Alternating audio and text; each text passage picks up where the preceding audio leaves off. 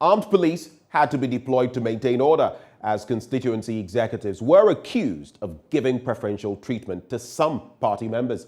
Kofi Asari now reports. How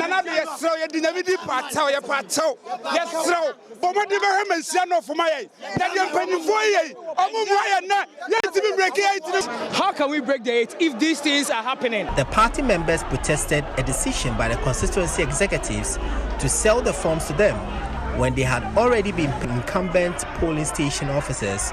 New entrants were therefore not covered. Gerald Mention constituency. The regional chairman has paid for 1,000 of the forms, and as it stands, we have about 2,000 and over forms here. So, should even the regional chairman pay for 1,000? Mathematically, done well with the party members who had massed up at the constituency office to pick up forms to contest various positions at the polling. There wouldn't be any election dimension of. That is what we are saying. It's not a threat, but we know what to do, whether we take it to court or anything. My delegate, 12 years in here. Who say will be that? The first time here, and one moment experience this fucking thing. And to my way, Yaniabre, I could afford to straw. Though police intervened to maintain order, the angry party members struggled their way through to get their forms. Police station executive kakra me bayalo. Ene matade atete o. Form way. Geraldo said the executives would have to consider postponing the process. some have received their own. If we are unable to share it today, then it means that we'll have to consider maybe postponing it to maybe 2 days or otherwise, just for everybody to get his or her fair share of the process. Investigations will be going on, be done, so that the right measures will be taken to make sure that the constituency will have peace and order. A report by Kofi Asari.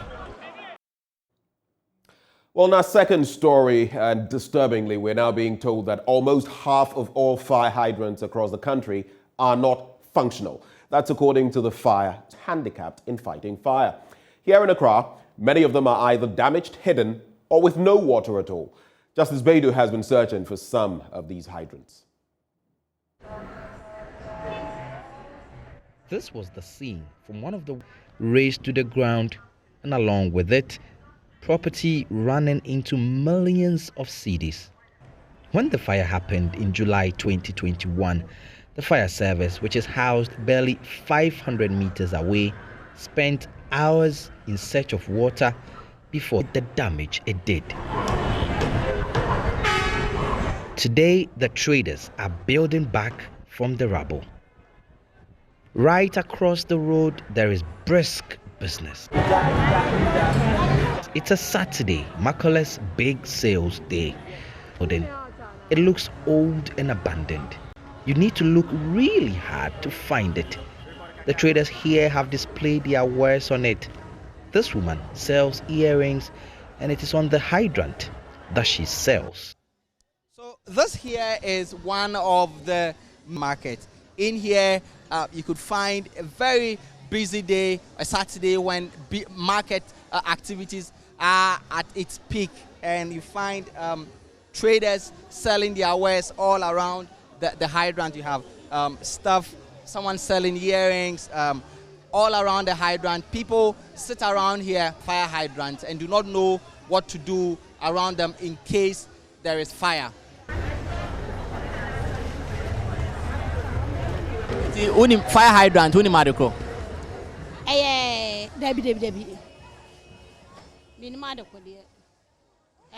What's it? Everyone out here, you may say, I'll run away. Everyone will run away. Even when there's fire, I don't think we'll find water on the I don't know anything about it. If I notice there's fire, I'll help fetch water to douse it. I know also that when you add detergent to water, it helps douse fire faster. So that's what I would do. It used to be called British Accra, and many of fire services hydrants, a lot of them laid from the colonial days, are here.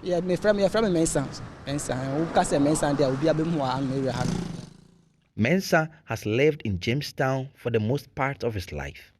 He has come to show me one use. Fire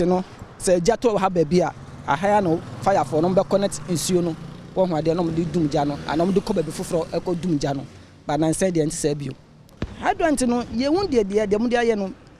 This hydrant used to work. It became a refuse dump. People drop stones, food leftovers, everything is dumped into it.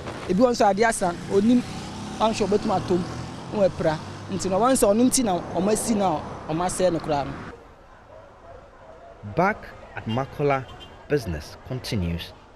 But the traders here, many of them who have seen different time bomb, not knowing when the next fire would come, and worse, not knowing if there would be a working hydrant with water to save them and their property. Justice Baidu, JoyNews, Accra. He has recorded a series of abductions and kidnapping incidents, including the famous missing Takrady girls. Now, kidnappers continue to lurk in various societies and contribute to several murder cases. A primary 6 pupil of Kumasi-based Mata Bright Kweku has more in this report. Ghana, despite being considered one of the most secure countries in West Africa, is saddled with rising cases of kidnapping and abduction. In 2018 alone, the country recorded a sharp increase of 64 cases of kidnapping and abduction. Recounting her experience, 13-year-old Amina says, but now we uncompleted building. It's free building and school. That's school minimum. A fine a faculty. School na me dear children begin school and I'm home and I come and quiet baby and I'm. The sharp rise in cases of kidnapping in recent years is causing a wave of anxiety among local residents. It is every guardian's nightmare to lose with abduction motivated the story. The book, she says, exposes the youth to defensive means to escape kidnappers. I thought it wise to write a book to educate the young ones about the bad ways kidnappers use in kidnapping children. There are so many things kidnappers use in getting children in contact with them, giving free rides to children. I wrote all of them. Public interest advocate Frank Abuaji Denyansa suggested the incorporation of lessons on abduction and kidnapping in schools to help educate students on self-defense.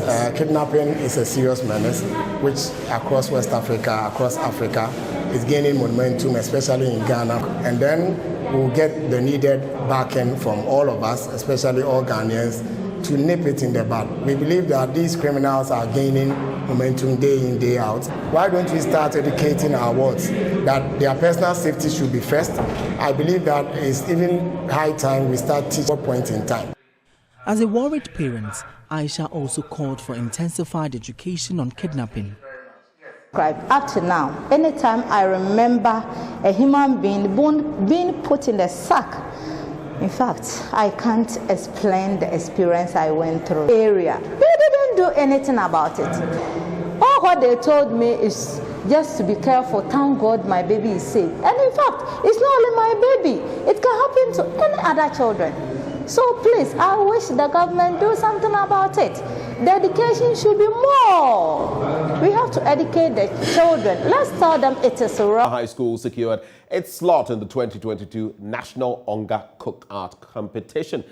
They beat defending regional champions Achimota Senior High School and 5 other schools with a whopping 81.5% score. They walked home with 1,000 Ghana cedi cash prize, souvenirs from Onga, and of course, the bragging rights as the new reigning regional champions. Faustina Safo sat through the contest and filed this report. This year, 7 senior high competition. Their task was simple. They had to prepare a 2-course meal for a patient who had just recovered from COVID-19 infection. However, they were only allowed to use local ingredients. Contestants were examined in 3 stages. First was the oral assessment, where their mental prowess when making pastry is called a dreader. Dreader is the right answer. Then, their culinary skills was evaluated. Finally, contestants had to defend the meals they prepared, and the judges had questions. What boosters? At the end of the competition, Accra High School secured its slot in the 2022 National Onga Art Competition with an 81.5% scoreline. They beat defending regional champions at Chimota Senior High School, who struggled to keep up with 96.5%. I knew that possible, and we are surely going to win. And with our setting, it's the best. So we are grateful, and I know we deserve this. It's a great honor to be presenting these stuffs. We didn't expect that we will be first, but with God, all things are possible, as the saying goes. With my help, we expect the best from us. The Ahiskos received 1,000 Ghana cedis cash prize plus souvenirs from Onga. They will clash with 4 other schools who will also be representing their regions in the national competition. They are Apam SHS and Wesley Girls SHS. Austin Asafo for JoyNews. Well, on that same beat in the Central Region, Apam Senior High School won the 2022 Ghana Education Service Onga Cook Art Competition. The competing schools were asked to prepare a meal for someone recovering from the Omicron strain of the coronavirus. Here's Richard Kwejonyako's report. Regional champions in the GS Onga Cook Art competition that was hosted by Infantsman Girls. It was a pleasant sight to behold as the competing schools indicated how prepared they were to become the regional champions. At the end of the competition, Apam Senior High School emerged the regional champions.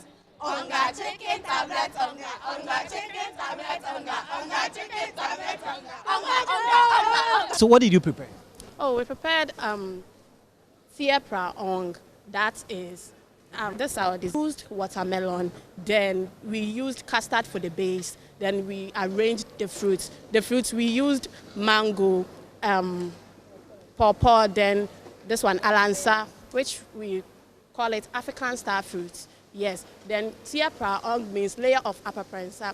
Then the meaning is Sia means layer. The pra means upper. How nice it will be. They say this is the dessert. Dessert, the encore. What does it mean? Oh, dessert for COVID.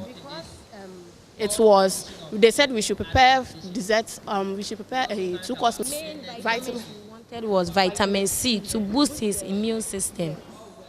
What have the first and second runners up been saying? To us, this is our first time of having such a competition, but we are still excited though.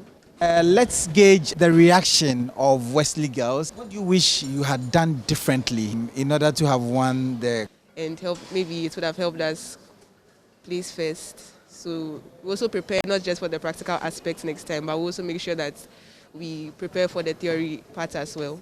Head of the Home Economics Department at Apam Senior High School, Evelyn Atakwejo, believes her school deserved the first place. What to use? So aside the judges that we selected, we also made sure we equip them with the practical skills that they will need for this competition. Let's turn our attention to the judge, Lily Bestanyako. She has a few words to say. If you look at the schools competing, those who have competed before, you see the difference. A chef told me that he preferred hiring a laborer at his workplace than to go for a graduate who knows nothing. Seriously, this competition is equipping the students industry. They will be employed. My name is Richard Kwejonyaako report.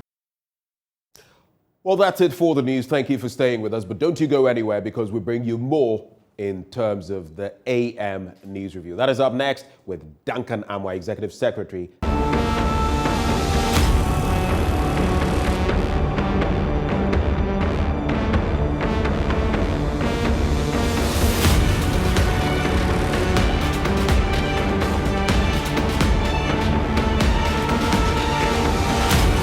Start with the daily graphic. Oh, and just to let you know that we'll be joined shortly by Duncan Amwa, Executive Secretary of COPEC. He will help us dilate on some of these all-important matters. Back to the daily graphic newspaper. Block funding to insurgents, Vice President charges West African states. That story on page 16. Let me give you some details. Of course, you followed the trajectory of coup d'etats in the sub, lower financial resources to criminals who cause terrorism and political insurgents in the sub-region. He said the rising spate of coup d'etats, terrorist activities and other acts of instability in the region in recent times called for increased efforts to plug the loopholes and deny the perpetrators resources to help end the menace. Just a quick point, though, in dealing with insurgent activity or terrorists in different parts of the world, like I say, the world, it has not necessarily worked. We have bilateral relations or relations between countries. And while in our economic community of West African states, the states may not funnel resources to them, are there other parties, interested parties, that can funnel resources through that this entire directive or at least this approach works? But if we just look at it from the intergovernmental angle, it just might be problematic. Well, in other stories, unitization dispute, ENI Vital yet to carry out court order. And this has been in the papers for so long, it's becoming, I'll give you some snippets of that. So the lead operator of the Sankofa oil field, ENI Ghana Limited, and its partner, Vital Upstream Limited, are yet to carry out an order by the Accra High Court to pay 30% of revenues realized from the sale of crude oil from the field to the court for preservation. On January 24 this year, the court ordered ENI and Vital to pay 30% of the revenue accumulated since June. The two companies and an indigenous Ghana oil company, Springfield Exploration and Production Limited. It is estimated that the 30% to be paid by ENI and Vital for preservation amounts to about $40 million monthly. That's what we're talking about, $40 million. And they are not regressive. And this morning, we'd really love to hear from you because we're going to be talking about the E-levy when we hit our big stories. As I've told you week in, week out, we shall talk about it. It has come to stay, the discourse on it. But the point to be made is it good for Ghana? Is it not so good for Ghana? Where do we find ourselves? Taxes, every country gets levied and taxed. But in our particular instance, the aversion to it, is leadership aware of it? Are they sidestepping it and maybe look at in the future? Or is it something that we ought to scrap completely? I mean, so many angles to look at.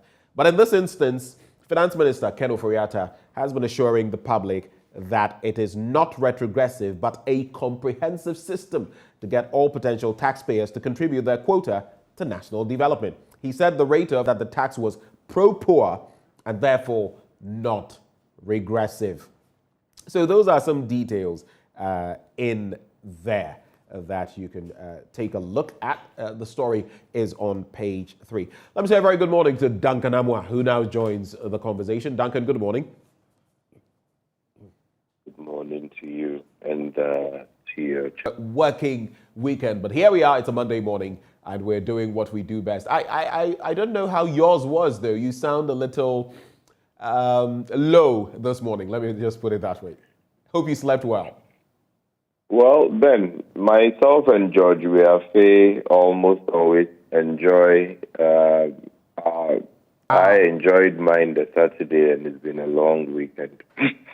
I see. Oh, so Duncan, you've been chilling without me, because I do recall giving out shouts to George Biafe on Friday. So yours was following, and you had spoken to me just, I think, the day. It will certainly come again, but we'll show with yours as well. Ayo, it would be a pleasure to cheer with the big boys like you. Anyway, there will just not be any running kitty or kata kata. But interestingly, and I put this out there on social media, on Friday, was it? Friday, I think. I went to the fuel pump and I was just taken aback. You know why? Apart from all the increments that we've seen in recent times, the brand of fuel or the type of fuel I purchased, I don't want to mention which specific, Duncan, I went there last week, just a week later, and it was 8.16. And I really didn't know what to do. It just hit me and I was infuriated. Just the day before or so, in that particular week, I'd interacted with, even as a member of parliament, he was feeling the pinch. Realistically, how do we deal with this situation? Because I think for me, it's getting out of hand. Well, Ben, gone were the days we would have quickly rallied to power pressure on the NPA, oil pricing a little better now. Where I can safely look at is the finance ministry. If you want a decisive conversation or any decisions taken as far as fuel pricing and the economics around it is concerned, it should be coming from the finance ministry. And I don't know if you've seen a story doing the rounds the weekend. You could pile it on petroleum and all of that. Just to get clarity, if the E-levy fails, it will be piled on to petroleum products. If they fail to get the E-levy part, he could get to petroleum to raise that revenue. I'll be glad to share the link with you, but that's one story that has done the rounds the weekend. And almost every individual reality.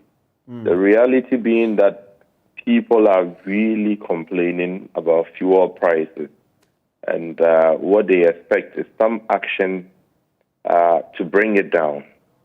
Sadly, it looks as though those who should be doing that sort of work themselves are not buying. So while when you drive to the pump, you would have to take money out of pocket to pay for fuel in order to be able to go about your normal day. And that probably would explain why we are where we are. Those who would have to take the very hard decision, in this instance, the Ministry of Finance, are simply focused on a certain E-levy. And as though without the E-levy,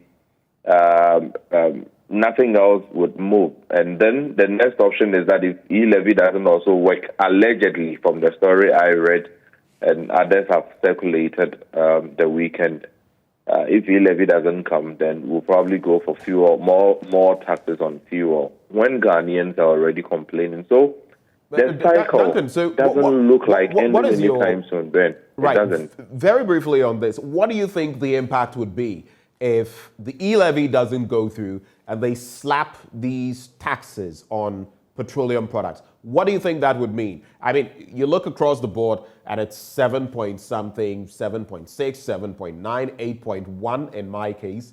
What do you think it would mean? Anytime fuel prices go up, it has a direct impact on both government and non-government, institutions, agencies, and individuals. Sadly, those within the governmental brackets, I interacted with some police officers over the weekend, and the same complaint. Duncan, you guys should do something about fuel prices, because when we park the police car and go for our individual cars, it is not funny. You put in 100 to this, is gone within 3-4 hours. You put in any amount of money, and the government would only realize how badly not mitigating the increases has been to it only at the end of the accounting year. And so for now, for those chief directors who would probably take 100 gallons a month or 200 gallons a month, for them it is stated in gallons. So if a gallon was costing 4.70 and they deserve the 100, right, that is for in order to keep those officials running. And I have said this, that until the state comes to a realization that overtaxing fuel prices, taking all the money in the name of revenue, would only hurt the state itself eventually. Like I indicated, just a year ago, you thought you were taking in all the revenue, especially from our windfall sales that we made on the international market because crude prices had shot up from the 60 per barrel the previous year to cushion the system. Sadly, we took all those monies thinking that we're making revenue savings or whatever. But eventually, you have to move your budget expenditure lines from 97 billion to 137 just a year on. It tells you everything goes off your projected economic, bit. Now inflation almost 14. Things are getting bad. Sadly, those responsible for managing it will not see the impact now because they themselves may not be taking money out of pocket to pay for it. But what it means is that the fueling of police vehicles across the country would cost a lot more. The fueling of the military patrols across the country will cost us a lot more. The fueling of our judicial service system would cost us a lot more. The fueling of ministries, department, agencies will cost the state itself a lot more. Okay. This is something the finance minister did. Think about the impact of these increases on the state as well, because eventually your chief directors who you need to provide fuel for, you will pay more if you are buying from any of these oil marketing companies, because the state itself doesn't have a bunker.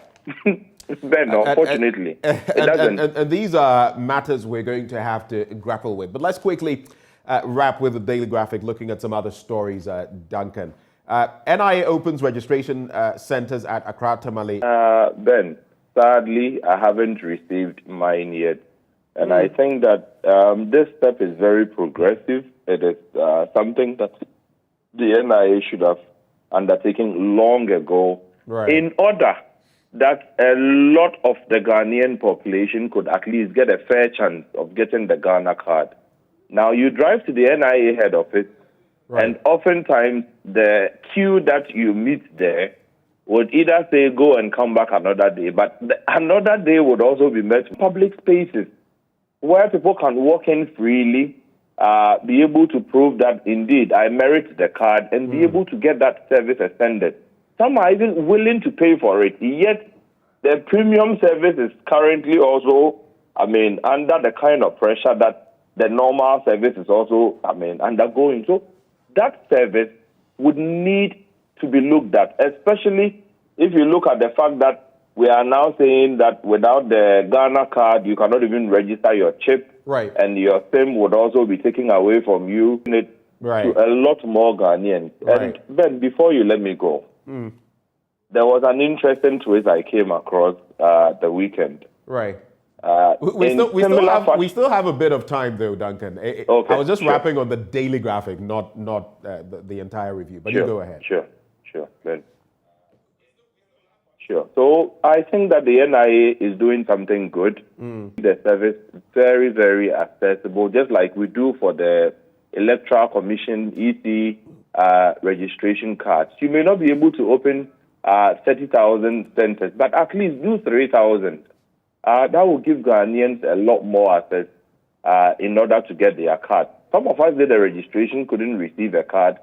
You go to complain, you are told you probably have to do it. All very happy with the steps being taken currently. Great. There was talk sometime last week about the fact that some 88% of those who were supposed to be captured in the initial phase had been captured. I've noted churches, even my parish, trying to register people for a fee to aid the NIA. But it still remains that a lot of people, some have even registered, not got their cars yet, like you have. But I don't know how interesting this... And I'm just going to run this by you, because when you look at two pie charts they have here, In terms of the production of cocoa beans, Africa produces 77%. That is by continent. The next highest is the Americas with about 17%. But guess what? When you look at the consumption of chocolate or cocoa products, then Africa is facing a similar situation. We're being encouraged to consume cocoa. The same cocoa we produce, yet even a bar of chocolate, how affordable is it? What is your quick take on this mismatch or very, very worrying development, very startling situation? We produce it, and yet we plan for this country. Right. You don't have much to do with the medium to long-term planning. And so, though we produce, probably the second highest, though we used to be the first, so Ivory Coast overtook Ghana for that spot. You ask to also do whatever they want to do with it. And then there's a re-export. We go back for sometimes the cocoa butter and all of that. I do think that for a country that has a lot of, advantage, competitive advantage with cocoa, we could have planned a lot better for this commodity, like the way. And so, like you rightly said, even for Ghanaian, to get a bar of chocolate, you need to cough out almost $1, and more. But you go out there to Dubai, you will be surprised to realize that it could cost you less to get chocolate, to get those small bits, that they package 6 and 12 in boxes. It could cost you less to get a bar of chocolate. That is a fantastic idea we think should be looked at again, because if you inculcate in the young ones that habit, they will grow up with it, knowing that at least if I can get a bar a week, it has a certain, health benefit. And for those who would also get a bit addicted, I mean, that is how you grow a consumption from, scratch. But sadly, people have to pay more for chocolate in this part of the world. And in a country like ours where bread and butter issues come first, they will probably sadly spend the money on, hooking our people onto these chocolate products that we produce here, in order that we can also consume what we produce. Right. Let's go to the Ghanaian Times newspaper, page 17 to be specific. We're not returning to classrooms today. UTAG is saying that. And the University Teachers Association of Ghana has categorically mentioned that lecturers will not be returning to the classrooms today, February the 21st. Now, speaking on the forum on Saturday, Professor Solomon Nunu, the president of UTAG, said there would be no teaching on any of the Cabinet Committee on Education to call off the strike and return to the negotiating table. And I quote him, "We'll still be on strike this coming Monday and will not be returning to the classroom. When we met Parliament last Thursday, the government gave an indication that they want us to sit and talk about the issue, for which reason we asked for a period so that it gives room for us to talk to the employers." Looks like this, we have a few people who have spoken to you on this strike. What do you think can be done? I mean, now that all attempts have failed, the court has directed UTAG to go back, but it appears that is going to be another process. Duncan.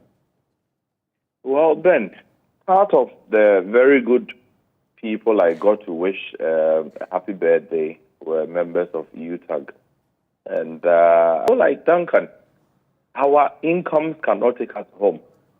And nothing is being done. They only sit, pay lip service to the issues. We threaten strike, and then they use the students as a bargaining chip, and then we go back to continue. They do think that they genuinely deserve a lot better, not getting what they have paid for as far as the semester or the academic year is concerned. Anything that could be done to resolve this should be done. Unfortunately, they are also taking a hard stance now, simply because of what they have seen in the past, where they raise their issues and concerns, and interventions are made, and then when they return, that's where it ends. Nothing is done about their concerns, their grievances, and our men and women who devote their time in molding minds for this country. If they don't exist, I don't think that this country will probably be able to progress. Anything that could be done to end this strike immediately. If it takes the president to step in to say, look, what they deserve, if it is something we can accommodate immediately, done for them. And show some seriousness. Once you do, they are reasonable people. I'm sure they will go back to the classroom immediately, because some of them have even missed their students from what I gather with conversations with them. Let's quickly get into the final newspaper. COVID-19, 15,174 closed businesses reopened thanks to positive impact. That's according to Reverend Intim Fojo, a Deputy Minister of Education. But how about this one? Your quick reaction to that story on page 9. We have not created a culture of silence for journalists. That's according to Deputy Minister of Information, Ms. Fatimatu Abubakar, who has debunked claims that journalists are being silenced or muzzled and are wallowing in a culture of silence under the current NPP administration. She said this on World System while we have outlawed the criminal libel law. Your quick take on that. Looking at recent developments, do you feel there's any muzzling going on? Well, Ben, I do think that the state should be a bit flexible in the mambo-jumbo, bits that have been added. If in your work as a journalist, you report 99% accuracy and 1% you fall off, then we overlook the 99% that you have done, and the politicians within the active political space, they do these things far more than journalists, far more than civil society activists or players. The kind of things they have said in the past, that if you play to them today, arrest, is something that ought to be condemned and condemned forthrightly. If a journalist gets a story wrong, you give them the same opportunity to correct the story, not to go for them, lock them, dehumanize them, and make that kind of, impunity that the police in recent times has embarked upon become pick you. Your family might not even see you for a time till we'll probably decide when they should come and see you. We'll take you to court and say they should remand you for speaking. This is something that the country should be speaking against, because if you, Benjamin, don't wake up 4 a.m. to come and prepare and provide the kind of essential service you provide to all of us, we will not be informed. You cannot become the same opportunity be afforded you to say, okay, look, I couldn't check this well, but I have done this, and this is that, and it ends there. But where the police would now be sent to media houses, lay ambush and pick journalists, I don't think that is the way to go. We need to have a national conversation on this and insist, please forthwith. It is not a very good development for Ghana as far as the human rights index is concerned. Not very good. Let's wrap on two quick points, very quick ones, Duncan. Alan buys, and I'm talking of Alan Chermanting, buys forms for MPP aspiring polling station executives. They couldn't do so themselves. He did that. It is alleged that someone was assaulted. In fact, people were assaulted. A member of parliament's friends or cronies, one of them pulled out a gun and all of that. How do you react to all these bits, even as the MPP gets ready to head towards and then the national level? Money in our grassroots politics, as well as this bit about influence. What is your quick reaction to that? Well, Ben, this country hardly ever learns anything. As far as I know, the same shenanigans the games will play. NDC will come and have it. The same shenanigans the games will play. This will beat this. This will fight this. This will throw money and all of that. What would advise the public when they come throwing to be given? Take the money, but do so in a civil manner. If you don't agree with somebody else, know that the shapes of your head cannot be the same. So your brains cannot be working in similar fashion. These violence, although isolated, give me any chance on E-levy. And the only quick thing I would say about this is something interesting I came across the weekend that said, look, if we pass E-levy today, just like we have done with Ghana card, suddenly the state will say, oh, even to pay for services for everything, the state provides, like you go to the DVLA, go to this, it should be electronic. Right. In order that people can influence in just taking from the people sometimes without proper accountability. What Ghanaians are asking is that what we contribute already, put it to good use and come back for more. That we think should be the way forward. And that argument of a lot of Ghanaians not paying taxes is a fallacy that should be debunked. Every Ghanaian, you wake up in the morning, find those small tickets from GRA. You are paying. Yeah. People are paying taxes. Well, unfortunately, the direct ones may be a bit small because we are not creating as many jobs and people are not as many in formal employment. If you need the indirect taxes, go to the informal sector and get people registered. The artists are paying taxes. Target the artisans, the informal sector. I feel your point is, and you're harping on that because I know you feel passionately about that subject. But thank you. This is where we draw the curtains on this engagement. Duncan, have a good day. Thank you so much for joining. Thank you for having me, man. Right. So, Kumasi Asante Kotoko. And of course, in the English Premiership, sides like Manchester City slipping to Tottenham. We'll bring you all those details with Muftau Nabila Abdullahi. He's up next.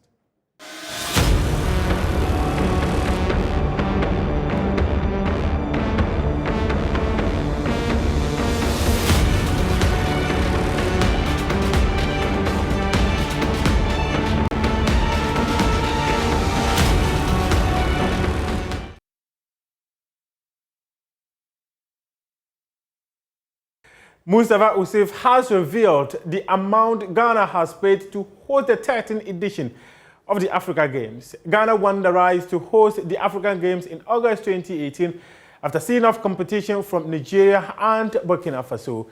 According to the minister, Ghana has paid $900,000 and will be investing over $200 million. Despite the devastating impact of COVID-19, the government of Ghana is on course to provide the necessary sports infrastructure, create a conducive environment, and ensure that all the needed resources are put in place on time to host an exceptional African Games. 9th October 2021, after the signing of the protocol agreement, Ghana has met its obligation of paying the initial $900,000 to the African Union as a commitment fee to host the 13th African Games. The government of Ghana is committing over $200 for the Games and several millions of the US in activities before, during, and after the Games. The sports facilities being constructed at Boatima in Accra include Olympic standard 10-lane competition pool, 5 tennis courts, including a 1,000-seater center court, 2 multipurpose halls, and each of them 1,000-seater. Also under construction at Boatima is 400-meter athletic warm-up track. The facility at Boatima will be transformed into a university for sports for development after the Games. To the biggest game in Ghana's football calendar, where Accra House of Folk were held to a pulsating goalless draw by Nemesis Asante Kotoko at the Accra Sports Stadium. Despite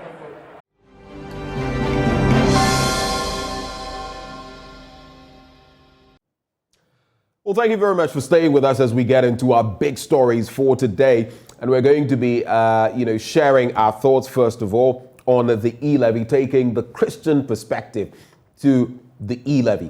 What does the Christian community? Fuel prices, we're going to be talking about the UTAX strike.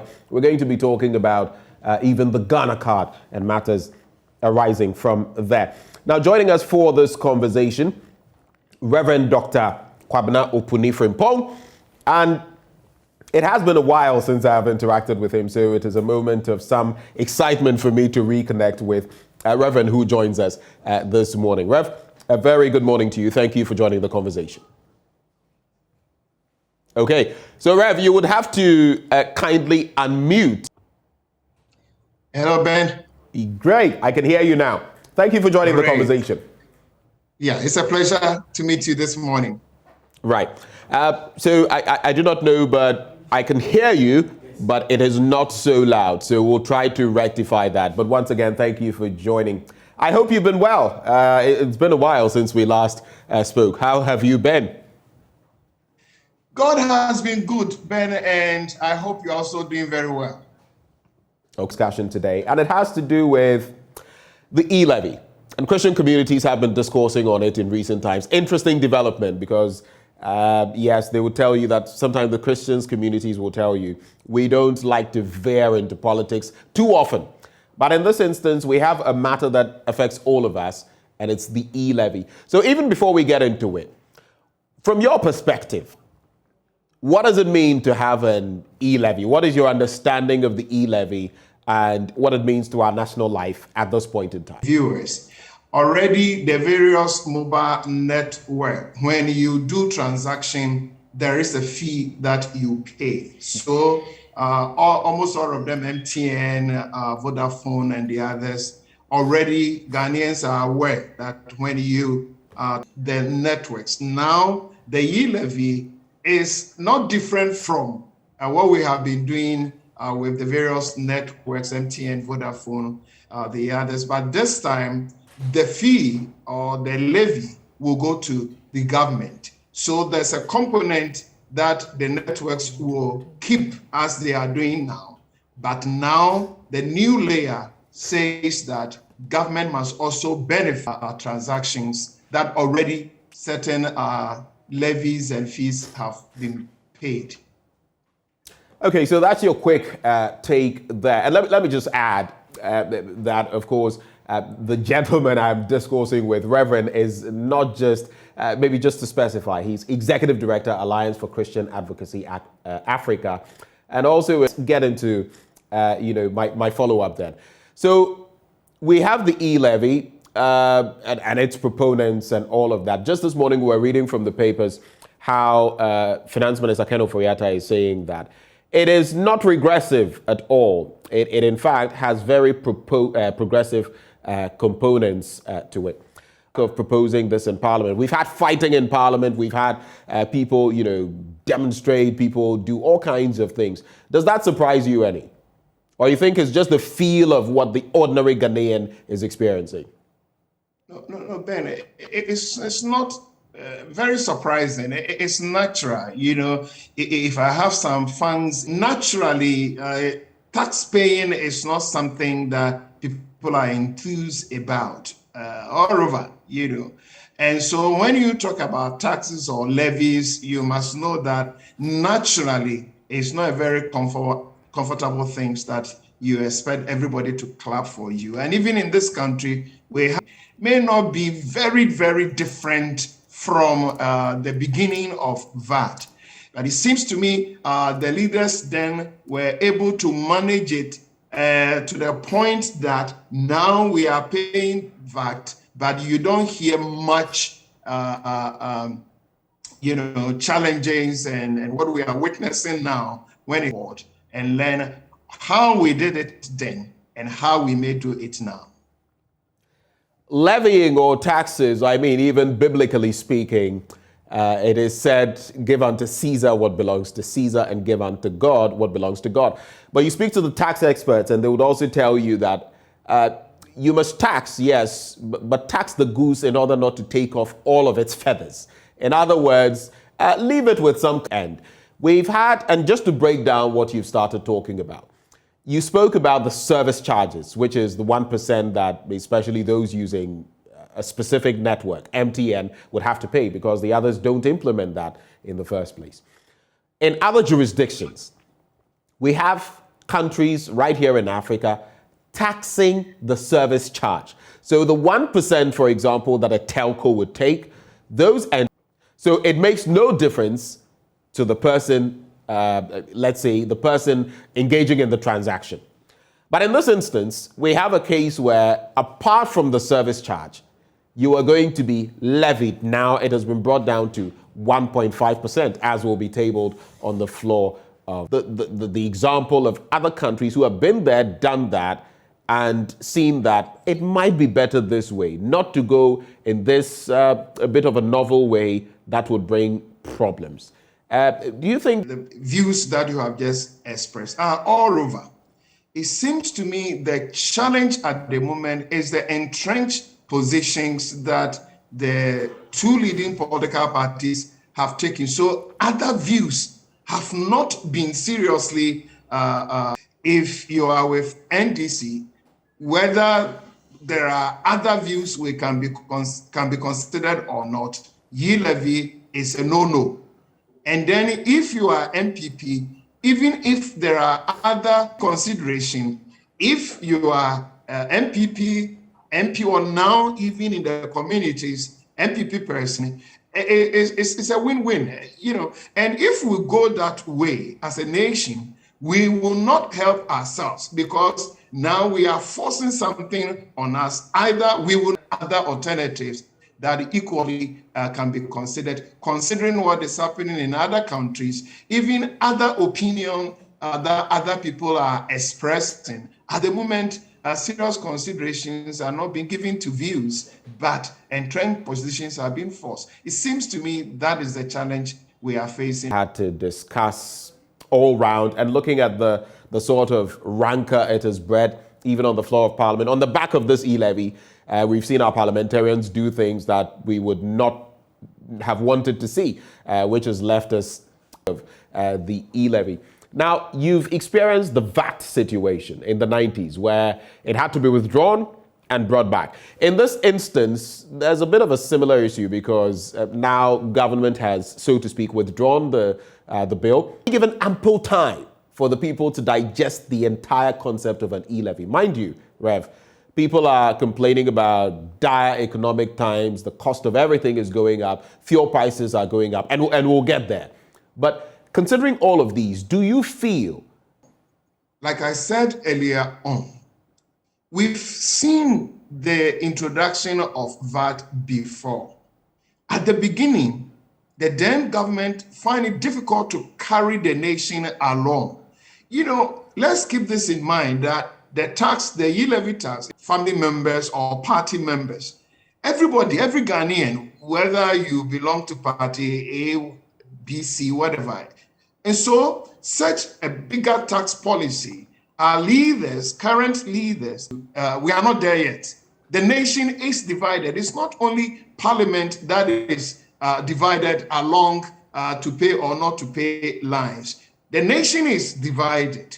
And the tax that our leaders, current leaders, seriously must consider is how, at the moment, can the e-levy be suspended? And then additional national conversations being held, you know, repackaged, get the nation. That is NDC people who don't want to accept it and will push it on. Quickly you realize that some people will start looking for loopholes. What can we do differently? But if we want to also go into the timing also suggests that we may need to consider suspending the e-levy, because if you are paying fuel at the moment, plus its effect on other sectors, now transport fares are being increased, and it's going to affect the price of kinky and everything, and it on and on. Our leaders must feel, they must empathize with Ghanaians, and maybe must carry the nation along. At the moment, I'm afraid the nation is divided. The nation is divided. And I can appreciate that it is a very tricky situation, that a very slippery slope government is on, because on the one hand, you need the resources to buttress your 2022 budget to ensure that the economy remains stable, even in the midst of down ratings from different credit rating agencies, the Moody's, the Fitch, S&Ps, and all of that. But on the other hand, you don't want to overstretch the taxpayer. And so the balancing act, that is where the problem really is coming from. But does it surprise you, Rev, that the NDC, for example, has been this vehement in its rejection of the E-levy? How do you appreciate the stance of the opposition? The challenge we have in this country, especially with these two political parties, is when it comes to national issues, they don't sustain objectivity. When people are in opposition, the way they come into national discourse, policy matters, when the same issues are raised, when they are in government, are changed, and sometimes they don't even apologize. That is the painful side of it. The very thing that while they are in opposition, they want to fight with every drop of their blood. They come to power and they see nothing wrong. Years ago, when we were talking about VAT, the party that is in power at the moment was in opposition. What the NDC is doing today,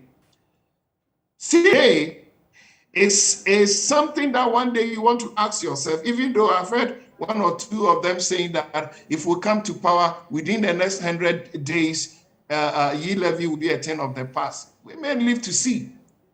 There are so many fuel prices. When they are in opposition, they give you comfort. When we come to power, we are not here to increase fuel. We are going to reduce 9 sunk in opposition. They win power, and then the same hymn book, but they change the tune and they sing from different tune. You don't know one thing is good. Let somebody comes out to say that I am with NDC, but this thing is good. Up to this point, maybe this section may not be helpful. If somebody is NPP, they should be able to tell us that this policy is my own party, but up to this part, it's not helpful. Now, maybe this part, we don't have that in this country. E-levy is good, but this portion cannot be helpful. Just to say no, and it is no when we come. Meanwhile, they have done such more that when they get power, you don't hear them, raising their voices the same level as they were in opposition. Confused. Is it because, and I've heard that also from the discourse, that they know that if NPP succeed in E-levy, it will be a game changer. That is why they are fighting. I'm not sure, but I've heard that. Is that true? If truly they are thinking about Ghanaians, then there must be alternative. What are their alternatives? Let us hear that rather than we don't want it. Yes, I have heard that, the Auditor General's report present 12 billion cedis. Government, go for it. Cut expenditure. And reason with government on this, or is it opportunity that we will make you unpopular? We will frustrate you. I'm not very clear as I listen to the opposition party, but I must equally also say that MPP is not helping us, because they are also saying that it's like without E-levy, we can't run the economy, we can't run senior high school. It's also a challenge for any policymaker. Ben. Okay, so there's a word that as you spoke came to mind. It is a word I have coined myself, hypocritocracy. Basically hypocrisy and maybe a system of government. I don't know whether that is what we have ad infinitum or continuously in our country in the Fourth Republic, because like you mentioned, it appears some things that one party, whether the NPP or the NDC, would force in power, and now the opposition will cry wolf all throughout the tenure. But I don't think that's a problem we're going to resolve overnight. In the meantime, some of the issues you raise persist.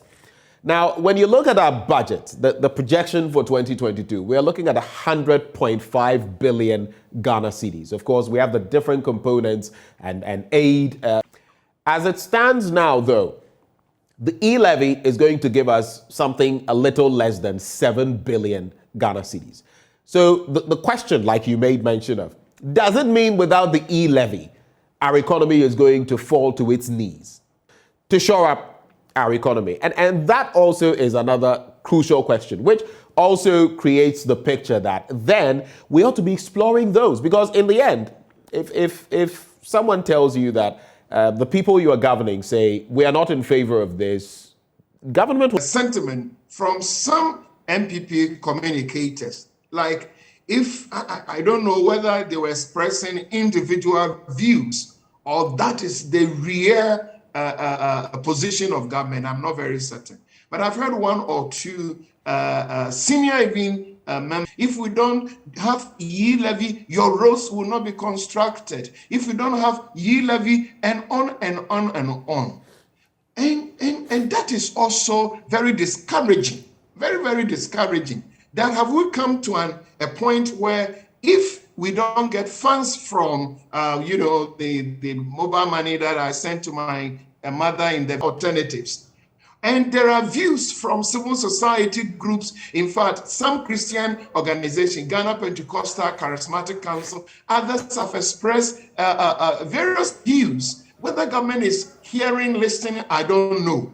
But the more you hear that if you don't pay E-levy, we can give us alternative with the entrenched position that, okay, if we are not going for E-levy, some think tanks are suggesting, what about commerce levy? There are online commerce levy, other things, and others are pushing, what about the Auditor Generals, people who are keeping Ghanaians, are also,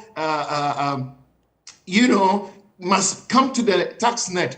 Have we done enough? So we need to hear more from government. But for now, I'll still use your platform to plead possibility of E-levy suspension, because whatever be the case, the government must carry the nation along. Messages you've been sending us on social media right before we can continue with the discourse. Salisu, etc., says, the problem with Ghana is ourselves. We don't allow any leader to develop the country. Dissatisfied people all over Ghana. And in a bit of a riposte or a rebuttal, this one from Victor Dugbata, he says, Papa, VAT is different from Momo charges. How do I pay for the harvest of the economic spectrum? Sharing their thoughts here. Now, let's come to the hardcore politics of it. Some Christian groups have been calling on the minority, the NDC, to soften its stand. The minority has made it clear. They've been in this studio time without number. They have said they are not backing down. They are going to see this through to the very end, and that they stand on the side of the ordinary Ghanaian. Why are Christian groups? Based organizations over the years have served as institutions of calm in this country. Normally, when we are close to elections, you hear voices, what are the churches doing when national peace, national cohesion is threatened. But it seems to me the role of the faith-based organization as an institution of calm, seriously are caring institutions, then we must journey with the nation. Our churches and our church leaders must journey with the nation. We must hear the smiles and the cry of the people.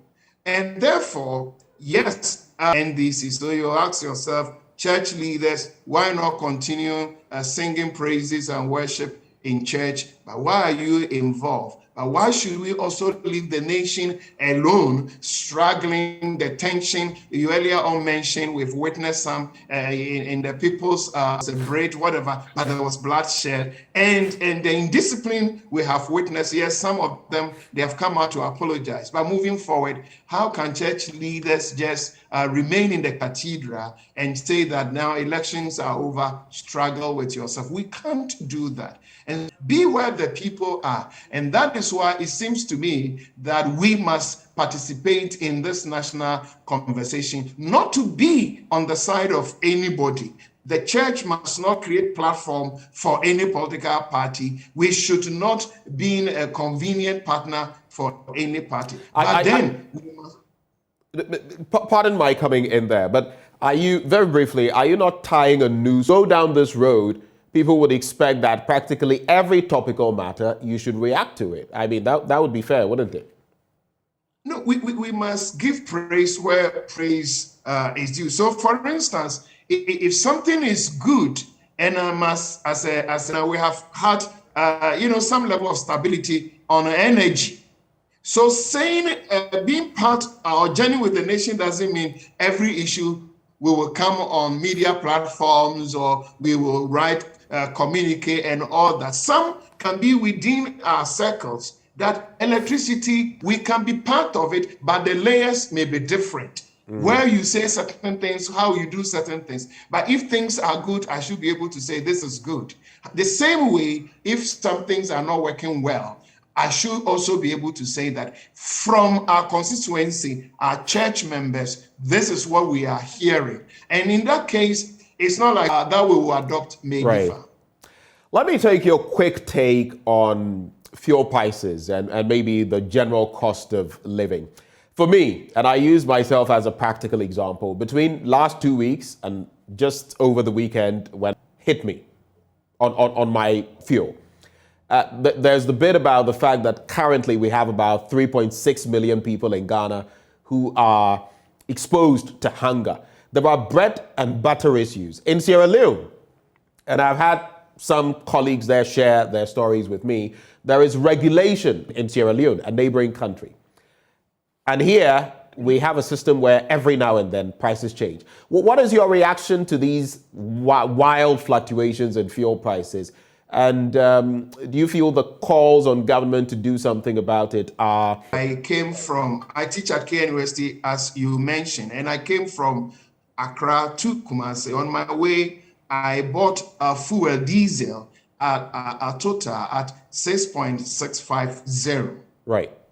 Now, within 2 weeks, yesterday, I'm buying diesel 7.888 change. It's the same amount of money, but within 2 weeks, I have to find money to, make up the difference. And it's not only that electricity has gone up, gas has gone up, and other things will continue to go up. So this issue you've mentioned affect all of us. And we have heard our leaders that, it's the international market. This, you hear, it's not only Ghana, it's international market. But as you said, now you also have Sierra Leone going to the same international market. They don't go to different markets. You go to Angola, you go to Tanzania, you go to other Africa countries. We all go to the same market. Their stories are some analysis. I watch one of your presenters, the amount of taxes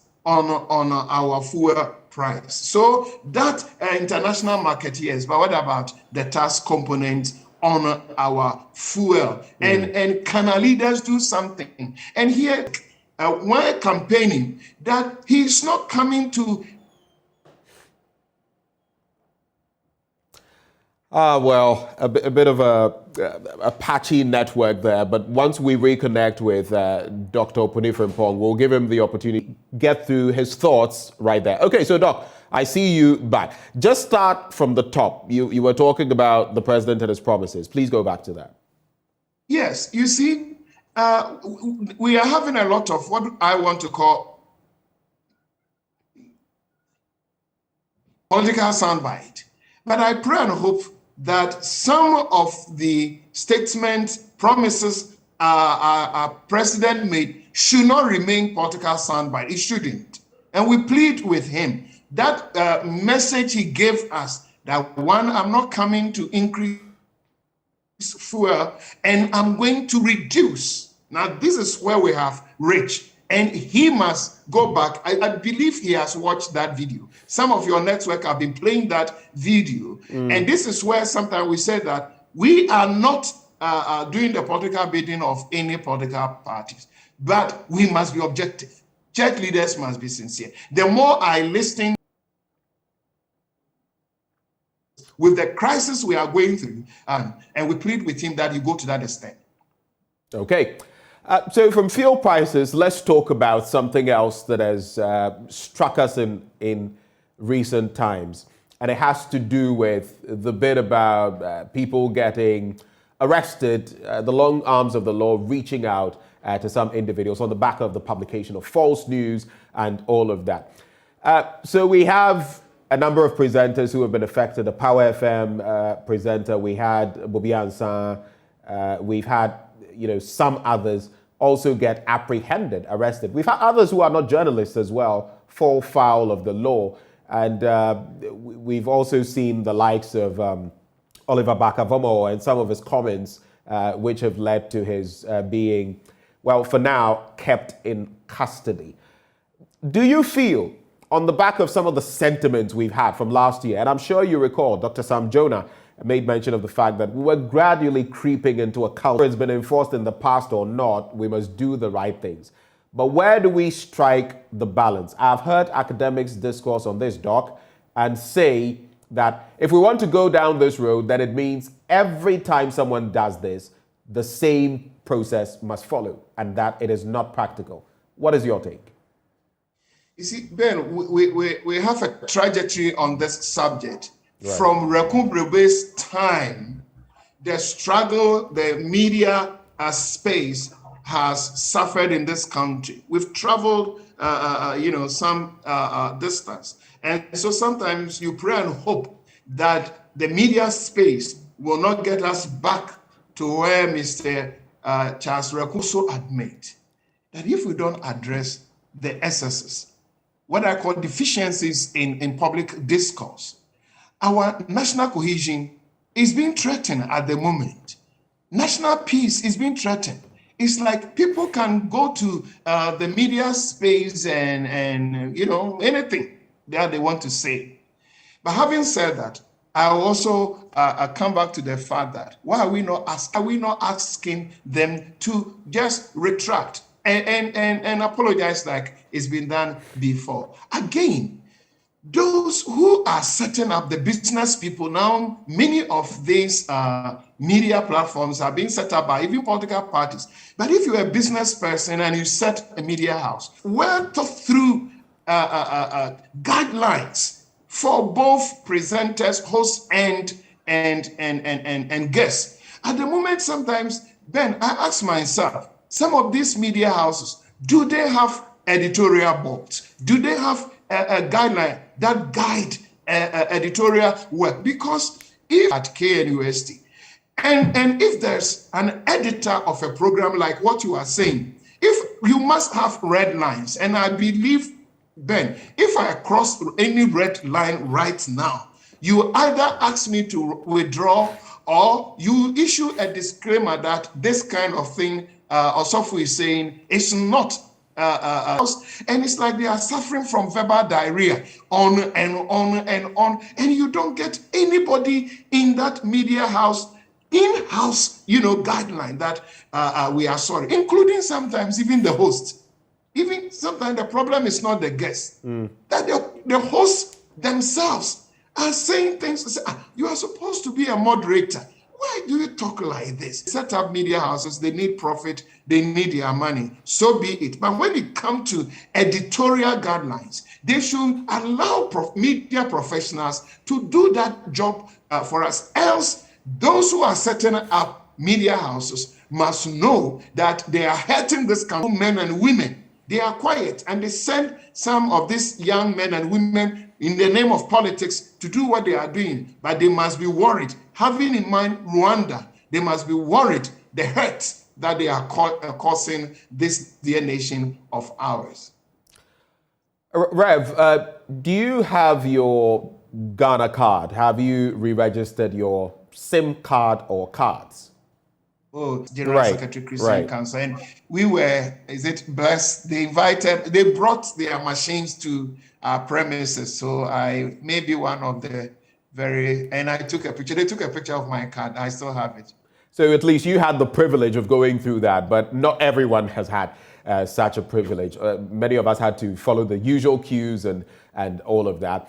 The question is, though, like a lot now, the authority is telling us some 88% of those in the catchment group have actually been registered. But a lot more people have either registered and not got their cards or are yet to register. In the meantime, that same Ghana card, the preferable or the only means of transacting when you go to financial entities, the banks and all of that. How do you feel about all that? Are we rushing through a good initiative? And what is your general take on that? Let's congratulate the NIA if we have 80%, as you mentioned. Now even they want to get closer to community stadium and other places. Recently, when we started the networks and people started complaining, queuing everywhere, and now I have been to church and almost all of them are coming to church with their staff to register Great Hall. You go to staff clubhouse. Now they are among us, so we don't have queues. Let NAI continue that line. And now going to the communities, it's not like we want to cut anybody off. We should not leave any Ghanaian behind.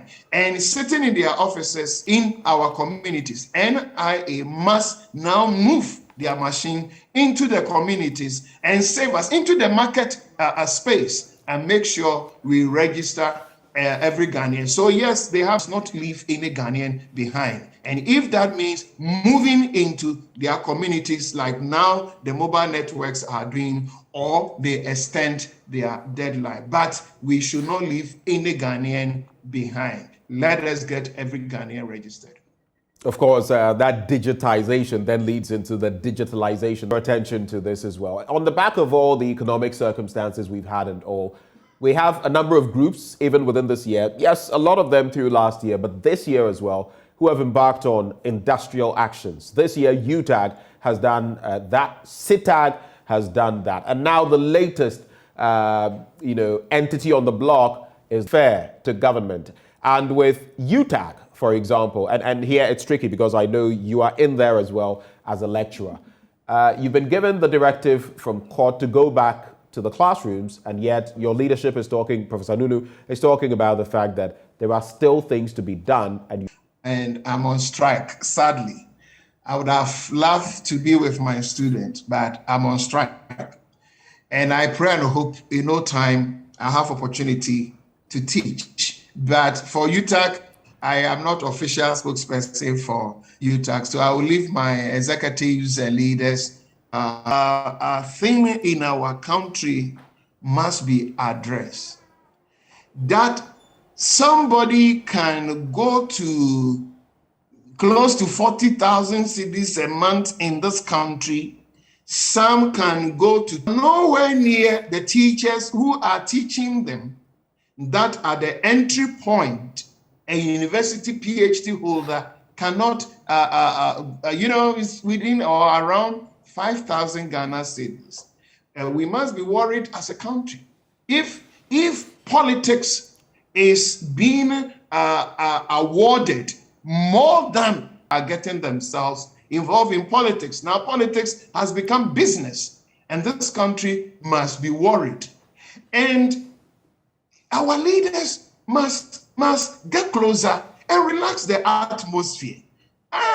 This UTAG and say, let's have this roadmap, because this conversation started 2012, 2013. We will pay you X amount of money. Let's have a roadmap. The next 3-4 years, we will get there. But if it's meeting upon meeting, we have been to court before. And now somebody knows also, Marshall, find our own way. It doesn't help anybody. Our students are suffering. And it's not only UTAG. On and on and on. And if we are prepared to pay the amount of money we are paying for article, whatever holders, Ghana must address the gaps in our salary structure, because the more people hear that, it's become difficult. Go to some meetings. Beginning I hear it was something they do, security for the president.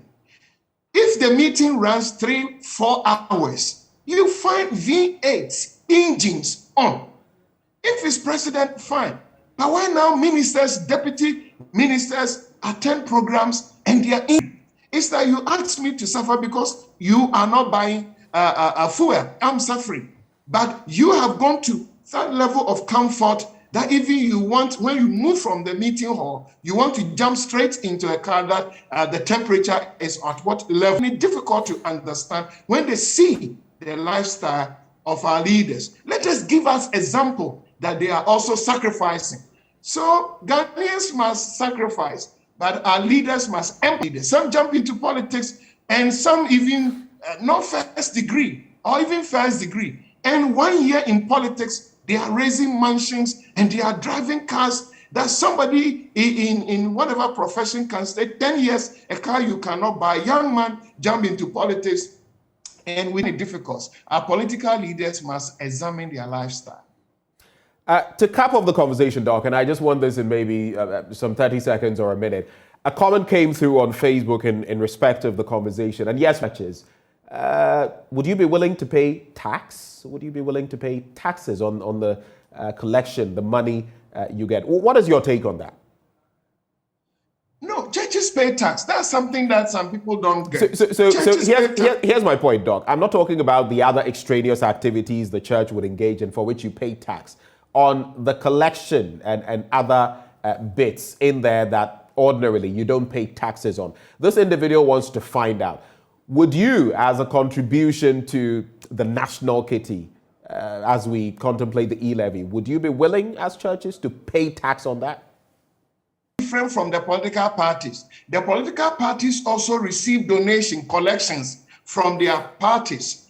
Are the political parties prepared to pay taxes on the collections, the donations, the gifts that people give to them? Would you call on them to do that? If they did that, would you be willing?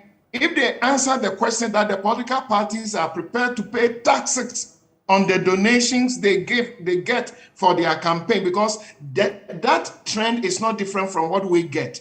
Our church members come to church, they give us gifts, donation. Political people get to all student associations and people give gifts or donation collection. If the political parties are prepared to pay taxes on the gifts, the monies they get to campaign, maybe we will come another. We disclose the monies they get to make for campaign. How much do they get? Are they prepared to pay taxes on it? Let them start from there, and then another time we can meet and continue the conversation. Well, interesting note on which to cap off the conversation. Doc, thank you so much for your time this morning. Thank you for joining us, and I look forward to the next time. You're always welcome, Ben. Of course, and a lecturer of religions at the Kwame Nkrumah University of Science and Technology. He joined us for this first belt of the conversation. But moving on, we're going to talk about something we brought up then. It has to do with industrial actions. We've had a number of them back to back to back. We're going to be exploring that on the next belt of our big.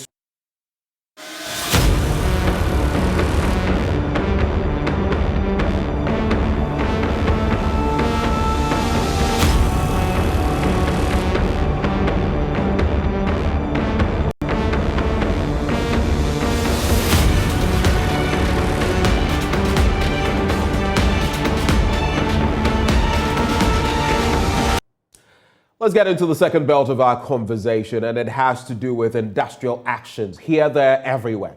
We've had a lot of them in this year alone, and of course, UTAG and CTAG, one of those we can reference. The Ghana Meteorological Agency also in there. We're going to discuss these in terms of how to mitigate these frequent industrial actions.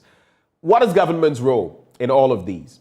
How should government handle these issues when they crop up? You just heard Dr. Opuni Frimpong talking about the handling of such matters.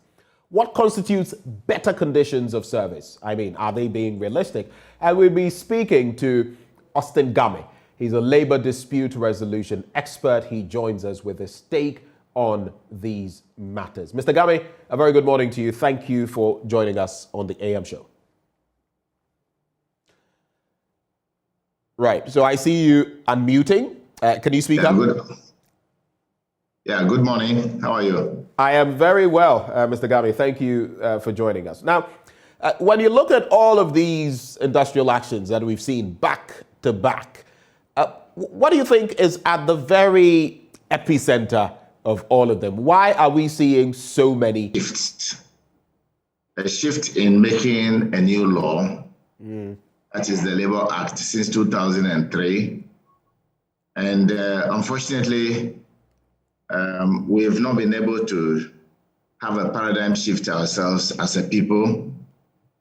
The institutional bodies that are supposed to be training people those who are supposed to be guiding people to respond to the change contained in the law.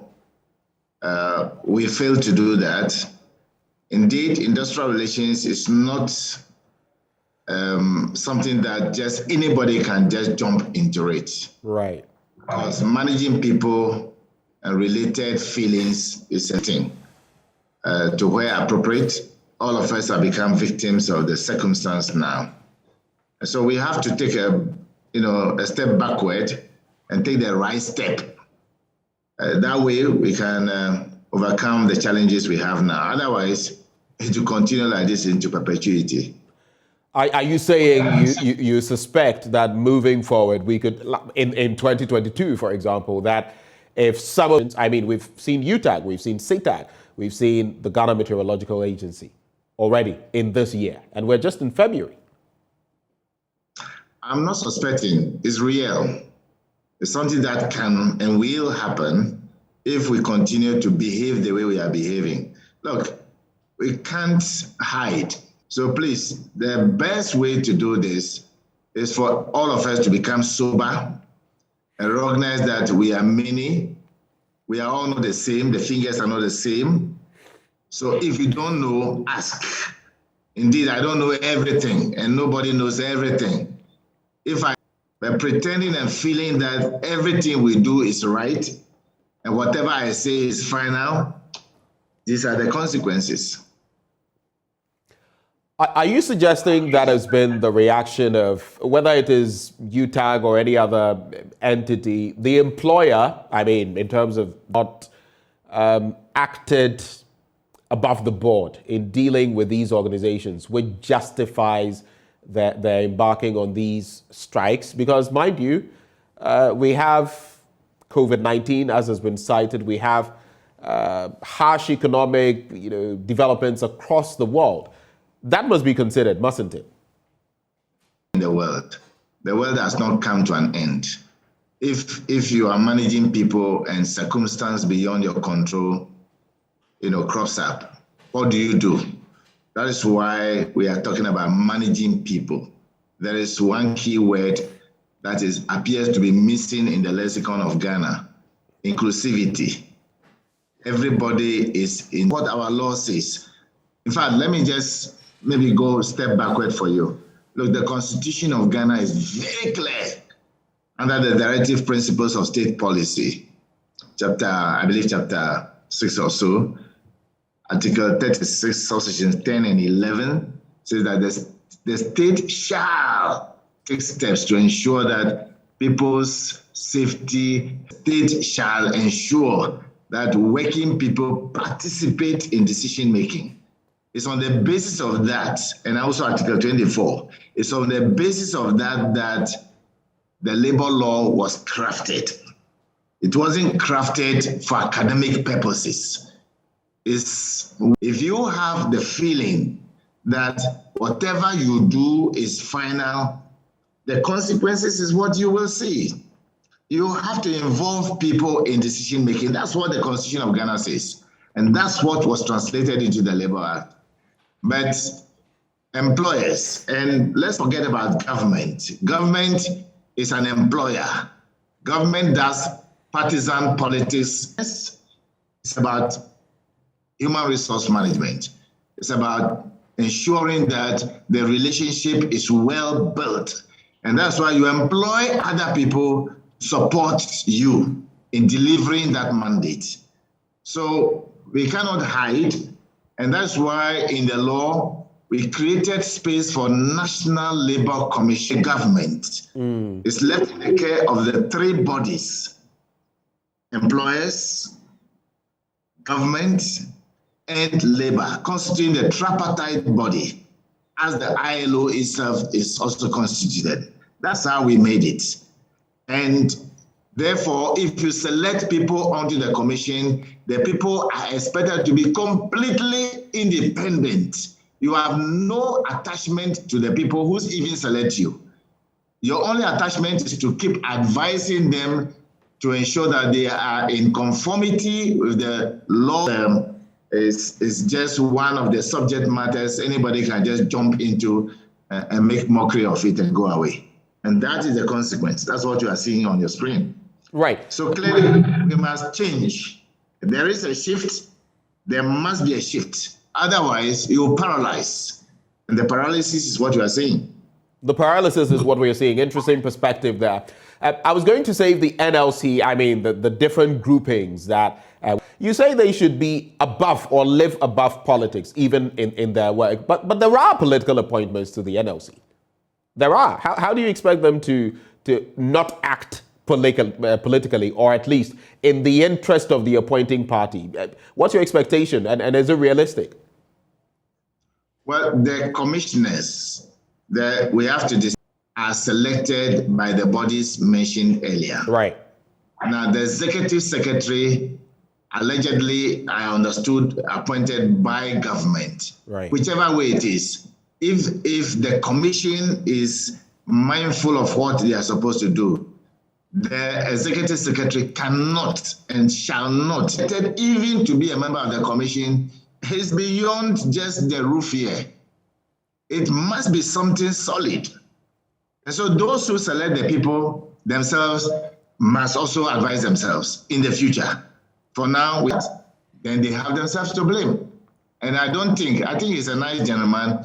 People must realize that this is over 30 million people whose destinies are in their hands when you are appointed into any office. Now that you've made mention of the commissioners, yes. Do you feel that maybe we should get to the point, we should take a second look at this whole bit about the executive secretary position at the NLC? And I'm not speaking specifically at this point in time to say that maybe moving forward, apart from the commissioners, the executive secretary as well must follow certain laid down rules and not be a political appointment, so to speak. Do you feel we've got to that point?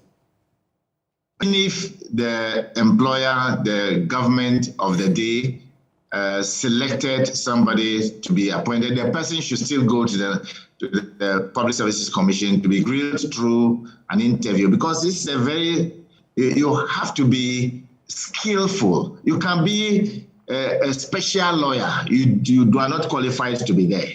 You can be whoever you think you are. You are not supposed to ADR properly. You must be having the mind of resolving differences, not just waiting for conflict to come up to you. So it's not an office. Labor law is an applicable law. That's why it's not written in the traditional legalistic language.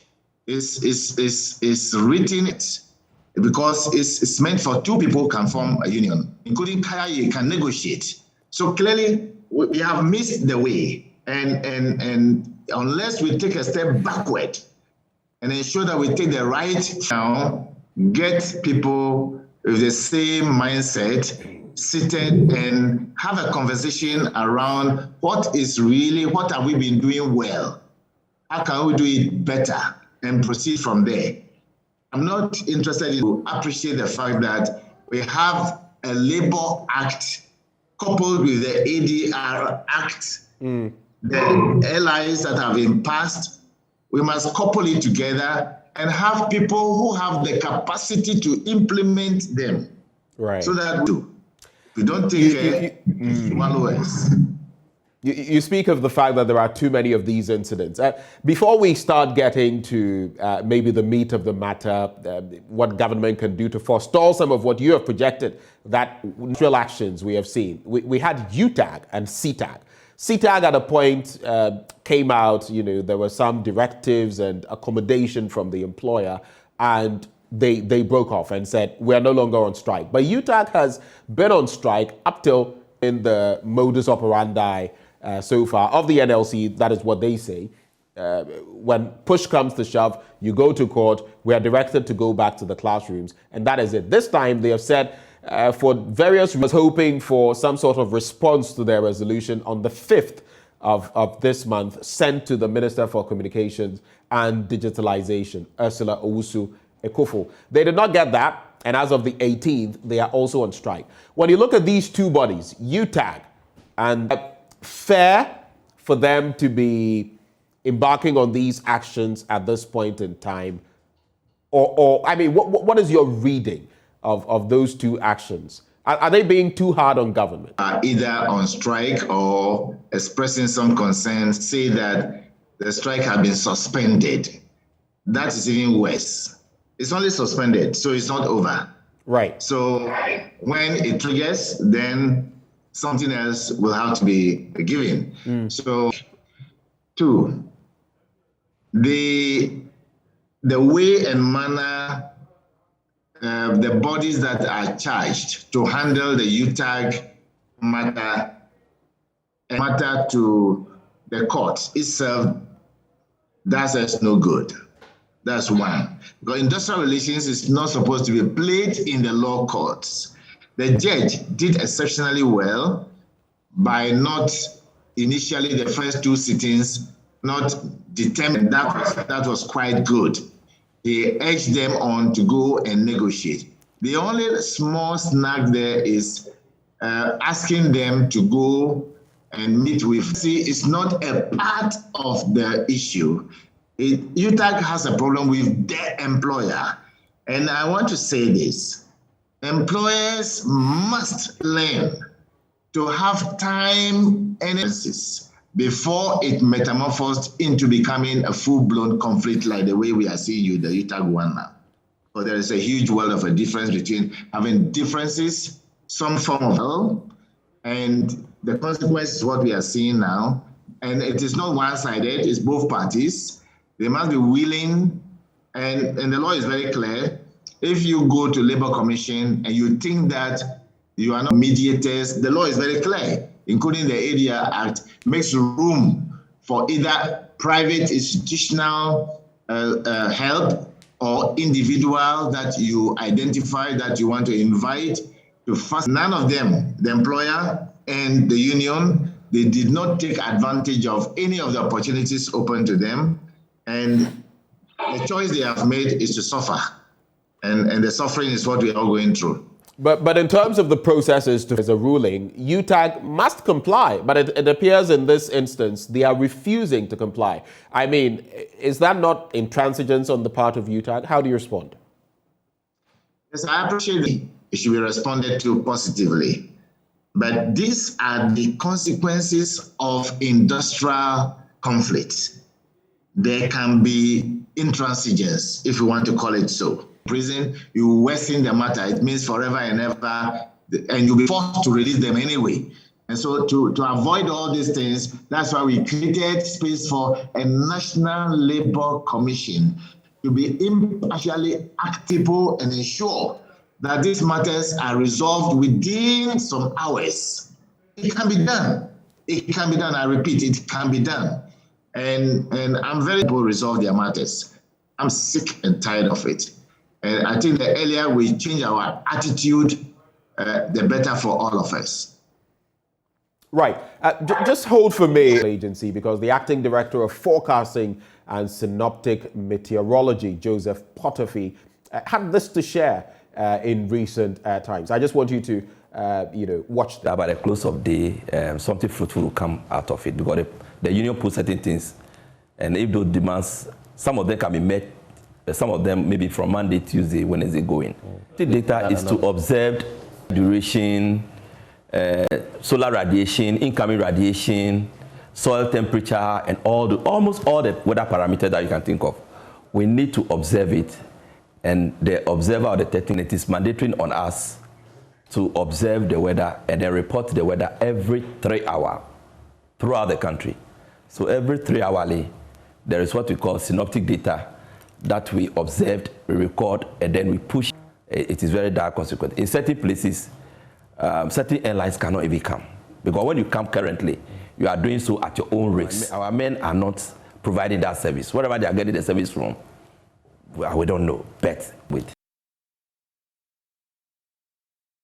And that was an acting director of forecasting and synoptic meteorology, Joseph Potofi, sharing his thoughts there on this entire action and, of course, the relevance of this matter. We do know that as far as the GMET is concerned, it also has to do with their conditions of service. In fact, in a statement that has been put out, the Public Services Workers Union, having presented a resolution to the Honourable Minister for Communications and Digitalization on the 5th without a response, we're going to embark on this action on the 18th of February, which we see now, Mr. Gami. So in respect of moving forward, it also affects flights, coming into the country and leaving the country and all of that.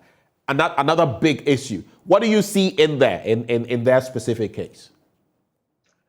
Well, I'm changing, and I was a little scared because we don't have any information. So it's not only about airlines, it's about your safety in the studio there. Right. And so we should not take them for granted. The point is that this is supposed to be concluded within 72 hours. That is the law.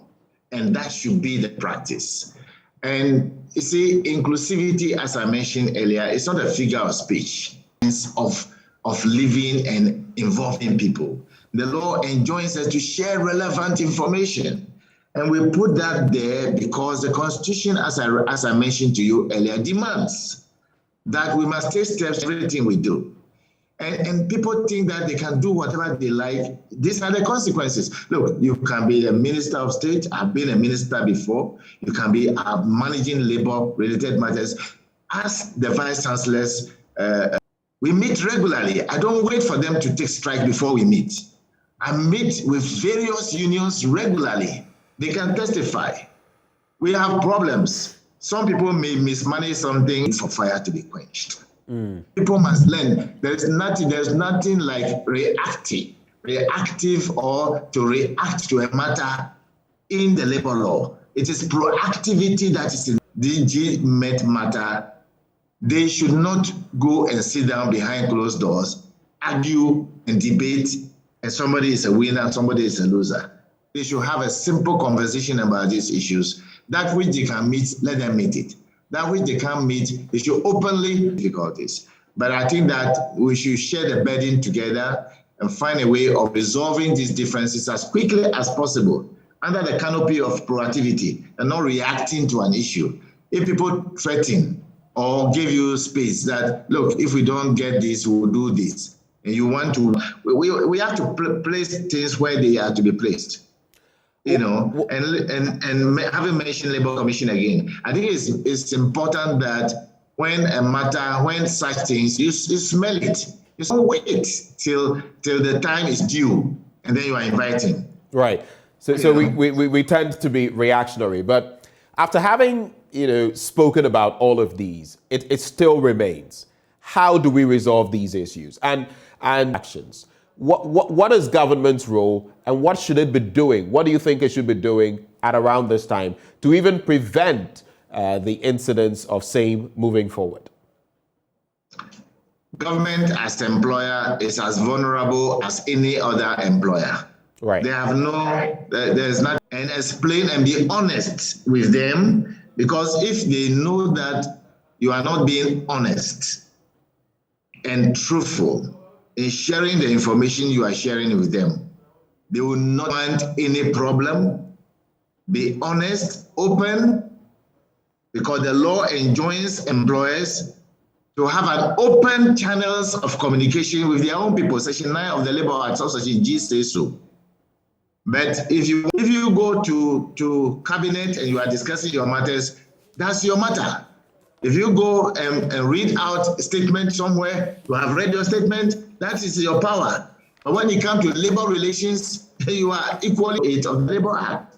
If you can't do that, learn it. Open up. We all don't know the same thing. We are not on the same scale. Let's open up, be sober, and inquire and get knowledge.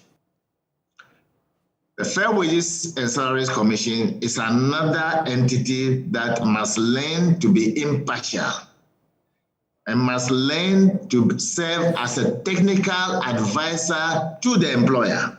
They represent, at certain point in time, the employer at table in proper language and not taking side, even if the employer, your principal employer, because the officers of the Fair Wages and Salaries Commission are also employed.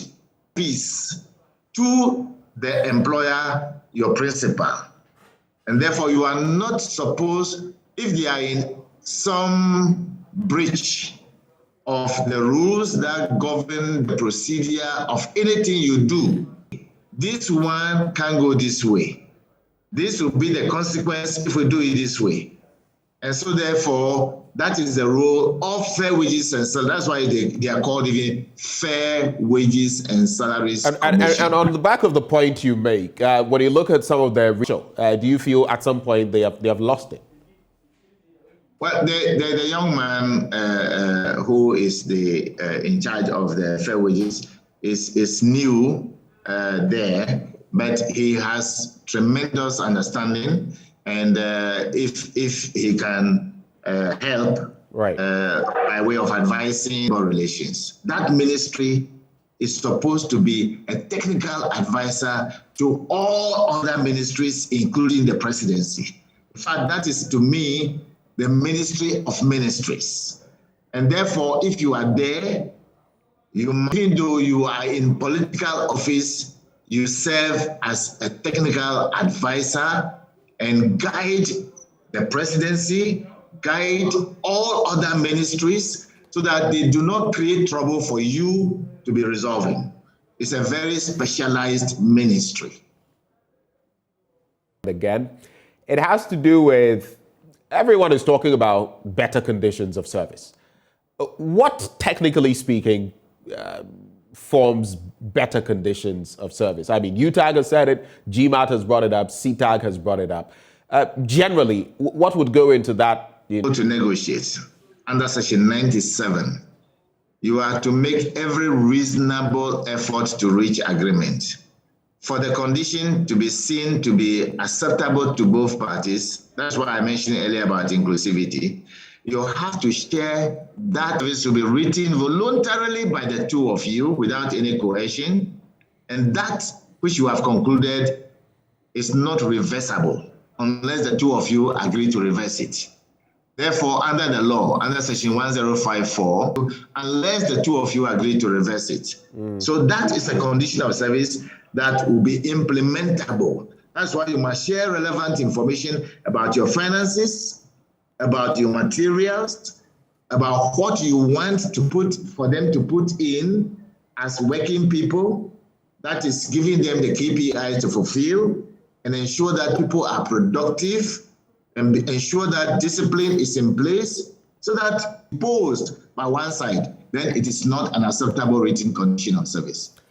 Right. Well, Austin Gabe, thank you for sharing all these labor pearls of wisdom with us this morning. We are immensely grateful for your time, and we'll be calling on you sometime soon. Hopefully not, because hopefully there will not be any more actions. But thank you so much, Mr. Gabe, for joining the conversation. I'm most grateful. God bless. Right. Mr. Gabe, of course, a labor dispute resolution expert. Years. Any young entrepreneur engaged in manufacturing, information and communications technology, agro-processing, energy production, waste processing, tourism and the creative arts, horticulture and medicinal plants does not need to pay income tax on these activities for their first 5 years of operation. Now, a young entrepreneur engaged in business that enjoys an initial 5-year concession benefits from the following applicable tax rates for an additional 5 years. In Accra and Tema, you enjoy 15%. In other regional capitals outside the 3 northern regions, it stands at 12.5%. Outside other regional capitals, you enjoy 10%. And in the 3 northern regions, you enjoy 5%. If you want clarity, further clarity and information, go to your nearest GRA office. Ghana Revenue Authority, integrity, fairness, and service. And on that note, we call it a show this morning on the AM show. Thank you so much for joining us. Let's do this again tomorrow. But of course, we have more coming your way at 10 and at noon with our bulletins. My name is Benjamin Akakpo. Have a good day.